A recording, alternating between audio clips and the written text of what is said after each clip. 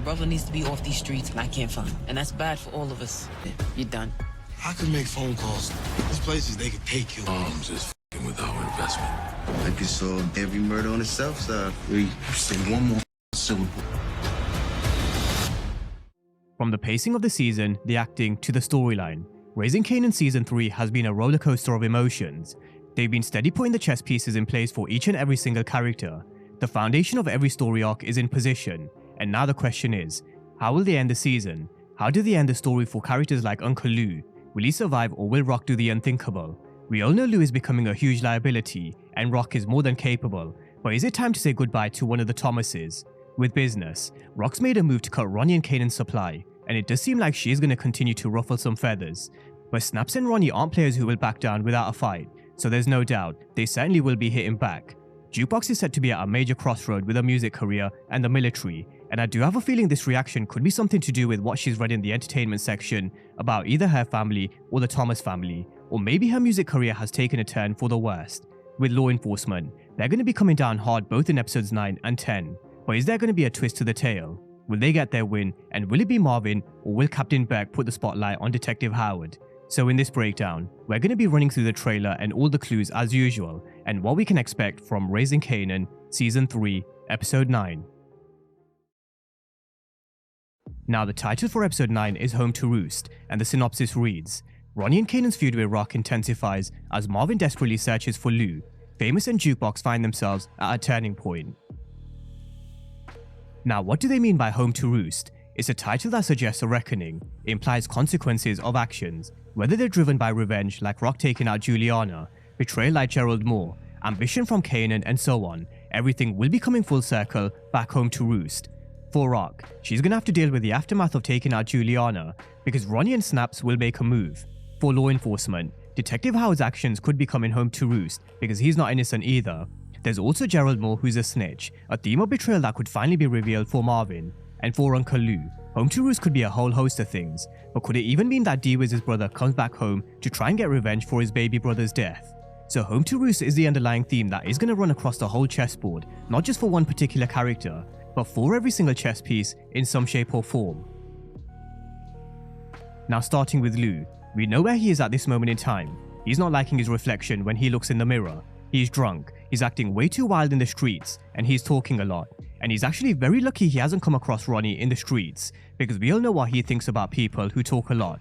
Now he is going to go missing in episode 9, so we've got Rock asking Howard to find him, and the synopsis also teases Marvin will be on the hunt for Lou as well. But this is what Marvin warned Rock in 308. He said their baby brother needs them, and finding Lou should have been the priority, before Rock setting up her operation came first. So you see how Marvin and Rock are starting to think a little different. Rock is about money and business, she always has been. But Marvin is thinking family first, loyalty, and being there for his baby brother in a time of need. But Lou being on the streets talking the way he is, it is bad for all of them, including Howard. So he's gonna have to try and work some magic to try and find him, which he will. We've got Lou in trouble with some officers, which I wouldn't be surprised if it ended up with him being thrown into a holding cell, which is how Detective Howard finds him. So we've got Howard who has him tied to a chair, with Lou saying that he can solve every single murder on the south side, which is crazy. Saying it worse than doing it. Like Ronnie says, saying it sometimes is worse than doing it. Now rightfully so, Howard responds with if he continues to speak, he's gone. So we finally got our answers in regards to who has a gun pointed towards Lou. It's Detective Howard. Now soon after, Rock and Marvin are gonna walk through the door, and the look on both Marvin and Lou's face says it all. Lou says, "Don't let her kill me, Marvin." So I think Rock has made a decision, which look, I honestly can't blame her for, which is where we come back round to Marvin and Rock's perspectives.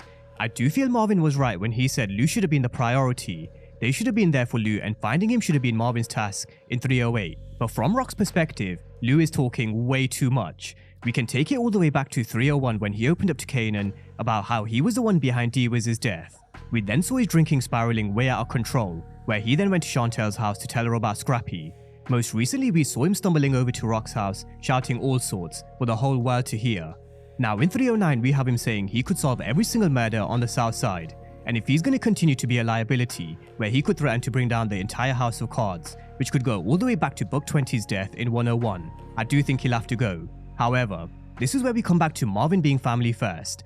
I honestly don't think Marvin will let Rock do it. There's no way Marvin stands here and lets this happen. not after what went down with Scrappy, even if Lou is a liability at this moment in time. So in my particular opinion, I do think Lou will survive, but I do think it is going to be on Marvin to get his brother cleaned up and on the right path. So let's wait and see. I do know others will probably have a different opinion and may think it's time for Lou to go, but I personally feel there is a redemption arc, or at least I hope so. But let me know your thoughts in the comment section. I am intrigued to see where you guys are with this one. Do you guys believe Rock should pull the trigger, or will you stand with Marvin, who will probably remain loyal and family first? Now over to business. We've got Rock and Marvin approaching Kanan while he's at school, telling him that he's done, out of business, because Rock was the one who took care of his and Ronnie's connect, leaving them high and dry. You're done.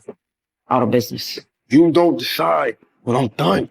So this is a scene we've actually seen in the season trailer where Kanan will bite back.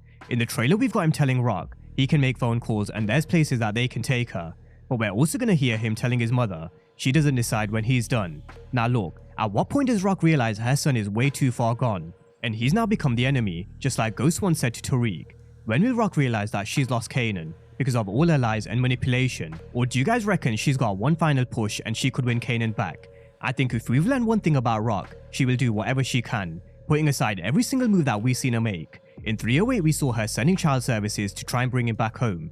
She went directly to Snaps and Pop, and then she took out his connect in Juliana. So I do think she'll try and try again, which is where maybe this scene could come into play where Kanan is getting kidnapped, because it is a scene we're yet to see which is coming in either in episode 9 or 10. So let's see what Rock's next move is with Kanan, because he's clearly not backing down from his end. Now we've also got Kanan in a meeting with Snaps, Pop and Ronnie, and the position of everybody around this table is very interesting compared to the last one. In 308, it was Ronnie and Kanan as partners, but Ronnie isn't sitting by his side anymore. It seems like Kanan is on his own, and maybe because Rock is causing a lot of chaos. Snap says that Rock is fucking with his investment, and that means he's gonna have to get involved, where we see him putting his piece in the air, although we do have to bear in mind, these trailers for power are very heavily manipulated, so that's just a bit of caution on that front. But either way, Snaps will have to make a move, because Rock is gonna go from strength to strength, and maybe even with the help of the Colombians. We've got Joaquin intercepting Ronnie, which is no doubt because of the move he made with Juliana behind his back. So maybe Rock might find that her and the Colombians have a common enemy. Either way, this war really is heating up in Southside, Jamaica, Queens. Now elsewhere in the trailer we also have Jukebox, who doesn't seem too happy. She's also sporting the very same braids that we used to see Jukebox have in the old Power. So are we going to see a turn with a character? I think we just might, and it could be for a few reasons. If something happens with Marvin with law enforcement and he goes down, that leaves Juke on her own again. Gerald could write an incriminating piece in the paper, and Crystal could have stolen the lead role with the girls group. So let's see what's ruffled Juke's feathers in 309, and where they also take a storyline with the military. With Famous, what he's doing back at the crib I'm not too sure. Maybe he's realized he's forgot to pack something, so he's come back. Or maybe Rock has put him up to trying to talk some sense into his best friend, who knows. But if I were in his shoes, whatever it is, it ain't worth it. He should have stayed at home or at Cafe Vu, because he's about to come face to face with Ronnie, who won't be in the best of moods after he finds out about Juliana. So just like Juke, he's going to find himself at a bit of a crossroad. So let's see where they take his story arc going into the home stretch. And so with all of that being said, that's a breakdown of the trailer for the penultimate episode of Raising Kanan Season 3. So let me know your thoughts and predictions down below, because we know it's going to be a crazy 2 episodes. What happens with Lou? How will Snaps and Ronnie retaliate? The Colombians seem like they've entered as well. And what happens with Jukebox and Famous, as well as with law enforcement? Drop all your thoughts and comments down below in the comment section. And as always, thank you guys for watching, and I'll see you next time.